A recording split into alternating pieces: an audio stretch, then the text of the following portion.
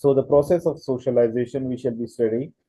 याद रखें, when it comes to socialization is not something that is done only formally. ठीक है, formally नहीं होती, rather most part of socialization is done informally. ठीक है, तो ये आप अपने जहन में बिठा के रखें कि यूजुअली आपके पेपर में पूछा भी जा चुका है कि what are the agents of socialisation.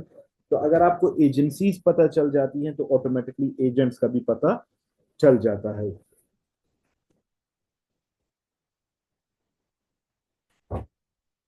So first we shall be studying the agencies of socialization.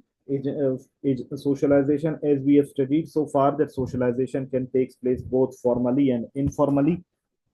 So first we shall be discussing the informal ways. ठीक है, याद रखें इनफॉर्मल वेज में जो जो चीजें, जैसे मैं अभी आपको बताऊंगा कि फैमिली है, नेबरहुड है, प्ले ग्रुप है, पीयर ग्रुप है, जिसके जरिए से हम इनफॉर्मली सोशलाइज होते हैं, तो ये एजेंट्स कहलाते हैं। आपके एक पेपर में पूछा जा चुका है कि what are the agents of socialization. तो फिर जब एजेंट्स के बारे में बात करते हैं या एजेंसीज के बारे में बात करते हैं तो ये चीजें लिखी जाती है। अगर एजेंसीज बात करें, फॉर्मल इनफॉर्मल एजेंसीज में ये सारे आएंगे, और अगर फॉर्मल की बात करें तो फिर स्कूल, कॉलेजेस, यूनिवर्सिटीज, मदरसाज वो आएंगे, सारे सारे ट्रेनिंग सेंटर्स आएंगे। तो what are the agencies of socialization? First, informal agencies of socialization we should be studying. Agents, it is most important, याद रखें कि informal जो socialization का जो method है, because a human being learns in two ways. One is called conscious learning, one is called unconscious learning. Conscious learning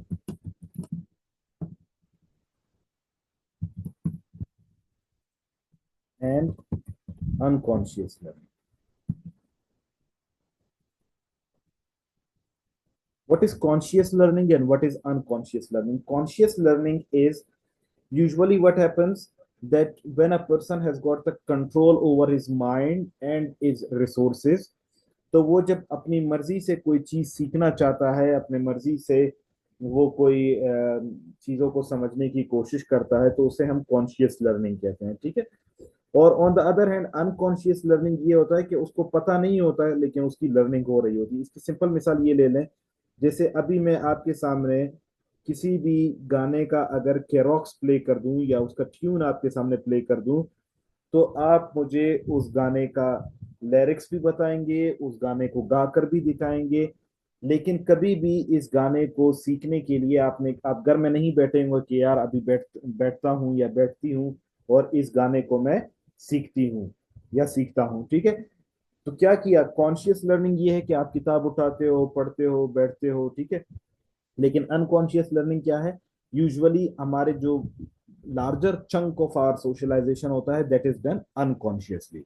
तो unconsciously हमारी जो लर्निंग होती है वो बहुत ज्यादा होती है। नॉट ओनली लर्निंग, इस तरह की चीजों को हम एक्वायरिंग कहते हैं। ठीक है, एक्वायरिंग किस तरह होता है? फॉर एग्जाम्पल आपने लैंग्वेजेस सीखे, if I can speak Urdu, if I can speak Pashto, if I can speak Brahui, if I can speak Balochi, if I can speak Punjabi और सिंधी, तो ये इस वजह से है because my unconscious learning is more dominant, is more effective. लेकिन conscious learning, एक शख्स है वो किताब उठाता है, पढ़ने की कोशिश करता है, शॉर्ट हैंड सीखने की कोशिश करता है, टाइपिंग सीखने की कोशिश करता है, वो भी उसकी लर्निंग है। तो हमारे पास जो सोशलाइजेशन का जो प्रोसेस होता है वो साइमल्टेनियसली दोनों तरीकों से चल रहा होता है। सो अनकॉन्शियस लर्निंग जो हमारे जैसे मैंने कहा कि फॉर एग्जांपल अगर हम 100% सोशलाइजेशन लें तो उस सोशलाइजेशन में तकरीबन 70 to 75% हमारी जो सोशलाइजेशन होती है वो अनकॉन्शियसली होती है। तो इसलिए जो इनफॉर्मल वेज होते हैं they are more responsible in unconscious socialization. ठीक है, जिसमें हमारा माइंड रेडी नहीं होता लेकिन अनकॉन्शियसली उससे वो चीजें सीख रहा होता है। So that is therefore this is called most important. It is locally practised और बेसिक वंस। ये लोकली प्रैक्टिस इसलिए होते हैं कि जिस इलाके में आप रह रहे होते हो, ठीक है, वहीं पर हो रही होती है।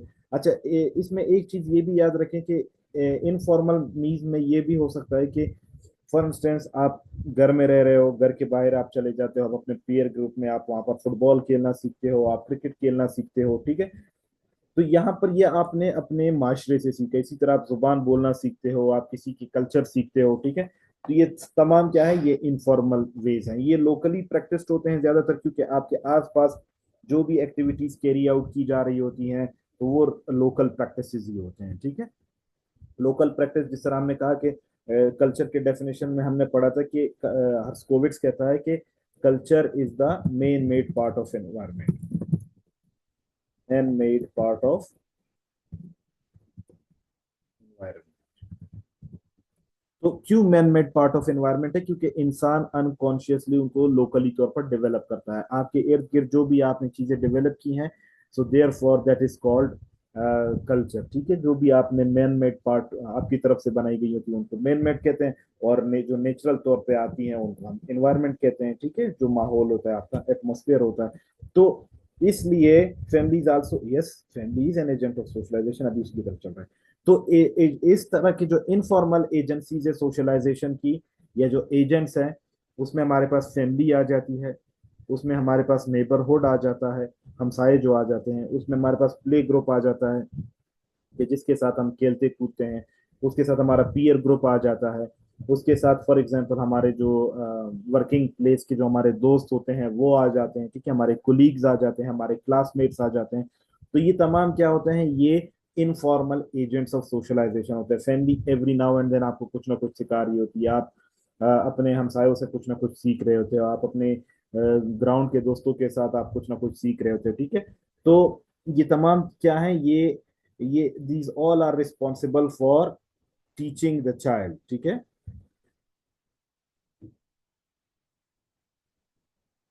So these all are very important: informal, family, neighborhood, peer group, these all are informal agents of socialization.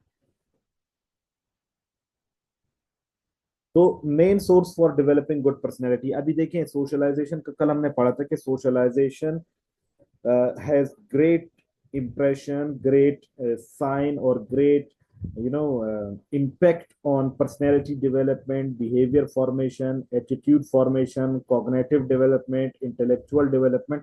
तो इसीलिए जो इंसान की जो पर्सनैलिटी होती है उसके लिए उसके इनफॉर्मल सोर्सेज का या इनफॉर्मल एजेंट्स का ज्यादा असर पड़ता है, क्योंकि हमें देखते हैं कि हमारे पर्सनैलिटी में क्या चीज रिफ्लेक्ट करते हैं। For example, if we talk about personality, हमारा नेक्स्ट चैप्टर भी पर्सनैलिटी पे होगा।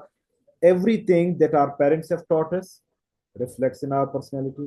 Every ideology that our parents have taught us, our neighborhood have taught us, our playgroup has taught us, is reflected in our personality. For example, अगर हम अगर हम Punjabi speaking की बात करें, तो हम उनको सुनकर, पहली बार सुनकर ही हम अंदाजा लगा सकते हैं कि यार this person is from Punjab, this person is from Sindh, this person is from Balochistan, और this person is from KPK. For example, मिसाल देता हूँ कि when I was in Multan, तो पहले दिन जब मैं ऑफिस गया, so I was having some sort of big shalwar as usually people of Balochistan they wear. So the welcomers, उन्होंने जब मुझे देखा, so they all said, sir are you from Balochistan? I said yes. तो I asked them how did you recognise? They said that we saw your dressing, उस dressing से हमें पता चलता है। इसी तरीके से फॉर एग्जाम्पल, अगर एक पंजाबी है या एक उर्दू स्पीकिंग है, अगर वो फॉर एग्जाम्पल पंजाब में आप किसी के साथ बात कर रहे होते हो, तो वो उनके वर्ड से आपको पता चल जाता है। फॉर एग्जाम्पल, वो मुल्क को कहते हैं मुलक, दरख्त को कहते हैं दरख्त, ठीक है, फरोख्त को कहते हैं फरोख्त, गोश्त को कहते हैं गोशत। तो अभी क्या हुआ, आप उनके वर्ड से, आप उनकी लैंग्वेज से आप उसको आइडेंटिफाई कर लेते हैं। इसी तरह फॉर एग्जांपल, अगर हमारे पश्तून ब्रदर्स होते हैं, हमारे पश्तून होते हैं, तो वो हम जो है ना फे और पे का फर्क नहीं कर सकते। इसी तरह अगर हम ब्रावी स्पीकिंग या बलोची स्पीकिंग होते हैं, तो वो ए लफ्ज नहीं बोल सकते, ए की जगह एच का लफ्ज बोलते हैं, यानी हाउ, ठीक है, आओ को बोलते हैं हाउ, एंड सो। तो क्या है, ये मेन सोर्सेज होते हैं किस चीज के? पर्सनैलिटी के। इसी तरीके से आपने देखा होगा जो ठंडे इलाके में लोग रहते होते हैं, ठीक है, उनकी पर्सनैलिटी बहुत ज्यादा ओबेस टाइप होते हैं, they are more fatty. On the other hand, those who live in the summer region, ठीक है, तो वो बहुत ज्यादा क्या होते हैं, स्किनी टाइप होते हैं। तो इनफॉर्मल जो सोशलाइजेशन की जो एजेंसीज हैं, यहाँ पर इंसान को एबिलिटी सिखाई जाती हैं एंड वैल्यूज आर लर्न। इसकी सिंपल मिसाल ये ले लें कि एक बच्चे को आप एक मैकेनिक के पास एडमिट करवाते हैं, तो वो कोई लिखत पढ़त के जरिए जो है ना उसको आप एडमिट नहीं करवाते। आप क्या करते हो, आप डायरेक्ट जाते हो, उसको कहते हो कि भाई काम सिखाओ, और वो काम सिखाने के लिए कोई क्लासेस नहीं लेता, रादर उसको शुरू में सफाई पर लगाता है। दर्जी के पास आप बच्चे को एडमिट करवा देते हो, तो वो उसको उससे जो है ना सफाई करवाता है, उससे बर्तन धुलाता है, फिर आहिस्ता आहिस्ता उसको कटिंग सिखाता है, कटिंग करने के बाद सिलाई सिखाता है, एंड सो, ठीक है। तो ये क्या होता है, यहाँ पर जो मुख्तलिफ जो स्किल्स होते हैं, एबिलिटीज होती हैं, टेक्निक्स होती हैं, ये तमाम सीखी जाती है। इसी तरह वैल्यूज भी सीखते हैं। फॉर एग्जाम्पल, आप पेरेंट्स के साथ चले जाते हो किसी फौतगी पर, तो आप उस फौतगी में बैठकर आपको पता चलता है कि यार मैंने यहाँ पर खामोश रहना है, मैंने यहाँ पर हंस के बात करनी है, मैंने यहाँ पर आहिस्ता से बात करनी है, मैंने यहाँ पर लोगों को जो है ना इज्जत देनी है, मैंने क्या यहाँ पर खाना खाना है या खाना नहीं खाना, क्या मैंने, फॉर एग्जाम्पल इसी तरह आप शादी पर चले जाते हो, तो आप शादी पर खुश खुश रहते हो, ठीक है। आप ढोल की ताप पर रक्स करते हो, आप गाने गाते हो, तो ये क्या होता है, ये तमाम चीजें जो आपको सिखाई जाती हैं माशरे में, ये सोशलाइजेशन के जरिए से सिखाई जाती है कि how you need to act and how you need not to act. It provides more attention and care. Informal socialization का एक ये भी होता है, क्योंकि यहाँ पर इन लोगों के साथ जो भी इनफॉर्मल एजेंसीज है सोशलाइजेशन के साथ, इनके साथ कोई भी शख्स, they are having close sentiments, ठीक है। इनफॉर्मल जो एजेंसीज होते हैं, here a person has got close sentiments. Close sentiments क्यों होते हैं, क्योंकि इनके साथ लोगों का क्लोज रिलेशनशिप होता है, तो इनके साथ जो लगाव होता है वो भी बहुत ज्यादा क्लोज होता है, बिकॉज ब्लड टाइज यूजुअली होते हैं, ठीक है। किनशिप सिस्टम इनके अंदर होता है, रिश्तेदारियां होती हैं, या वो जो है ना एक दूसरे के साथ क्लोजली एसोसिएटेड होते हैं, उनका every now and then face to face interaction होता है, ठीक है। पर्सनल रिलेशनशिप होते हैं, तो इसकी वजह से क्या होता है, ये ज्यादा अटेंशन किसी भी लर्नर को या किसी भी पर्सन को देते हैं जो कि सोशलाइजेशन के थ्रू चल रहा होता है। ऑन द अदर हैंड, जो फॉर्मल सोशलाइजेशन है वो एक पर्टिकुलर टाइम पीरियड के लिए होता है, वो फिक्स्ड होता है, वो साल के लिए होगा, 2 साल के लिए होगा, 3 साल के लिए होगा, और जैसे ही वो वक्त कंप्लीट हो जाएगा तो वो खत्म हो जाता है। लेकिन ये जो इनफॉर्मल मेथड्स होते हैं, ये थ्रू आउट द लाइफ इंसान के साथ साथ चल रहे होते हैं, ठीक है। इसकी सिंपल मिसाल ये ले ले, learning language, symbols, values, education, religion, and patriotism. These all are included in informal agencies of socialization. So I hope informal agencies of socialization is clear to everybody. If you have any question, you may please ask me your question in the chat box. Over to you all. Quickly, please. And if it is clear, drop me clear as well, ताकि हम फिर आगे जा सकें.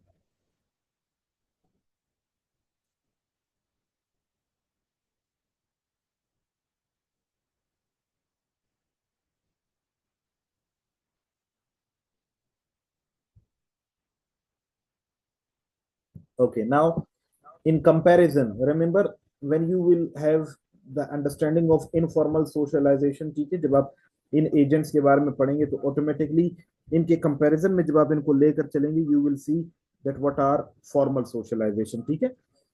Now formal socialization या formal socialization के जो agents है उनके बारे में हम पढ़ते हैं, ठीक है। They are equally good for socialization. ये नहीं है कि इसकी जो है ना इंपॉर्टेंस को हम डिक्लाइन करते हैं, नहीं। जैसे इनफॉर्मल सोशलाइजेशन इंपॉर्टेंट थी, उसी तरह सोशलाइजेशन के लिए फॉर्मल जो सोशलाइजेशन है वो भी बहुत इंपॉर्टेंट होता है, ठीक है। उनका भी अपना एक किरदार होता है जिसकी मदद से हम बहुत सारी चीजों को सीखते हैं, बहुत सारी चीजों को लर्न करते हैं, बहुत सारी चीजों को अनलर्न करते हैं, बहुत सारी चीजों को रीलर्न करते हैं, ठीक है। So these all things are very important, considered very significant. Written rules and regulation, जैसे मैंने आपको बताया, फॉर्मल का हम बार बार जिक्र कर चुके हैं कि whenever the word formal comes it means it will be codified, it will be written. तमाम चीजें रूल्स एंड रेगुलेशन के मुताबिक होती हैं, ठीक है। तमाम लोग, अगर कहीं पर आप एडमिशन लेते हो तो रूल्स एंड रेगुलेशन के मुताबिक होते हो, यू पे फॉर इट, आप इसके लिए पेमेंट करते हो, ठीक है। और आप उनके कुछ टर्म्स एंड कंडीशंस होते हैं जिनको आप फॉलो करते हो, कि अगर आप उनको फॉलो करोगे तभी आपको उसमें एडमिट किया जाता है, अदरवाइज नहीं किया जाता। अभी इनफॉर्मल सोशलाइजेशन के जो एजेंसीज है उसमें एक चीज याद रखिए कि उस पर कोई इतना खास जो है ना